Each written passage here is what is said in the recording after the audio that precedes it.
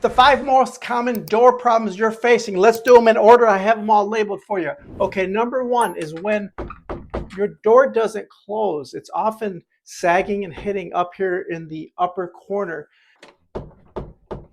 The problem here is the hinge is loose. You know the screws are loose. You've probably already tightened them multiple times, but why do they keep loosening up? Well, they keep loosening up because the wooden hole is completely stripped out and it will not bite tight on the screws anymore. Now, the traditional method was to fill that with wood glue, pound in some toothpicks or wood dowels, wait for it to dry, sand it smooth, and re-screw back into it. That takes way too long. Let's look for a rapid repair. All right here I have an everyday ordinary paper clip. Simply unwind the paper clip, and we're going to use that to feed it in the hole with the screw. And what that's going to do is fill in all the loose areas and make sure the screw bites tight.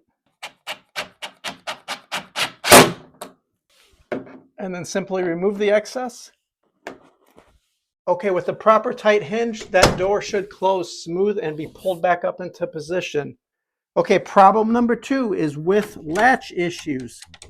The door doesn't latch, it won't click in, it's stuck, or it's misaligned and not finding the hole.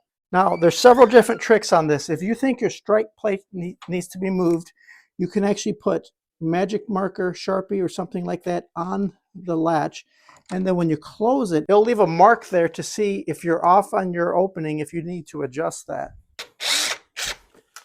Now, if you do need to adjust the strike plate, that hole is recessed into the wood, so likely you will have to take a chisel of some type and expand that opening slightly depending on the direction, if you need to go up and down, forward or backward.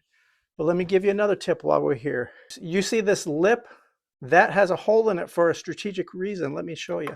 Okay, that lip can be manipulated with a regular flathead screwdriver. You can pull it out to shorten the distance of the hole, or you can push it back in to widen the hole. And what they'll do is when you get it adjusted properly, you'll see that the latch goes perfectly into the strike plate. Okay, problem number 2 solved. On to problem number 3. These are in order of the most severe or most common problems I see with doors every day. The hinges, back to the hinges. If the door is misaligned, it's sagging, it's out of plumb, often over many years, these hinges actually get bent. Let me show you what you can do. Okay, every door hinge I've ever seen has a handy dandy pin on the top. Okay, with the hinge removed, and you can take off as many as you need to, sometimes you'll observe that the hinge itself is bent, and that's why the door is being pulled either to the left or to the right. And you'll have to adjust that, which can be done. Or if you think it's too much damage and too far bent where you don't want to mess with it, go ahead and just replace the hinge.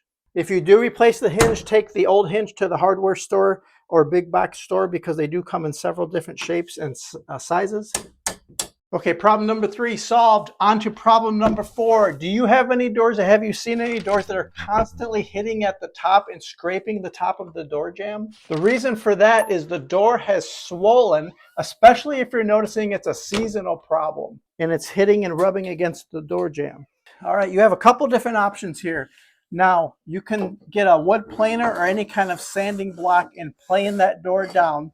So you're going to make it thinner. Perfect for electric palm sanders. Of course, do keep in mind if it's an old house and you have lead paint, be mindful of that. And there is caution on this one. Even though you've sanded the door so it's functional again for you and temporarily helped you out, you could have a structural problem. I've seen this problem a lot, especially on older homes. The door has a huge gap on either the left or the right. You can even see that the house has sagged. And if you put a level anywhere near that, sometimes you'll reveal the problem. So if you have a structural problem in the house itself, the header and the door jamb are dropping off on either the left or the right, the house has moved, not the door. So then you're going to have to call in a home inspector or a general contractor to see what they recommend and how big of a problem it may be. Problem number 4 solved. Okay, problem number 5 is issues with knobs. Happens all the time. The doorknob is simply loose and needs to be tightened or readjusted. The inner portions of the knob have stripped out and no longer work. The latch is stuck and no longer works. To repair or replace a doorknob is super easy. You're literally only going to have 4 screws. It's 2 screws on the doorknob itself. Now, if it's an exterior doorknob, the 2 screws are going to be on the interior side of the house. And then if it's a bathroom or bedroom, it can be either direction. Okay, so 2 screws on the knob itself, 2 screws over here on the latch side itself. Literally the doorknobs just pull apart and the latch will pull out. And those are your components of a doorknob. It's actually super simple. You can replace these pretty easily. Now, when picking out a new doorknob, if there's no lock hole at all, that's considered a closet or bedroom doorknob only. Option number 2 will be a simple lock release. These are bedroom and bathroom doors only, just limited privacy security, but not that secure. And then, of course, if it's a real keyed lock, it's exterior use only. Okay, hopefully this video has helped you with all your door problems. Hopefully you're in good shape now. If there's another problem you're still dealing with, let me know in the comments down below. Hey, I knew you could do it yourself, and we'll see you next week.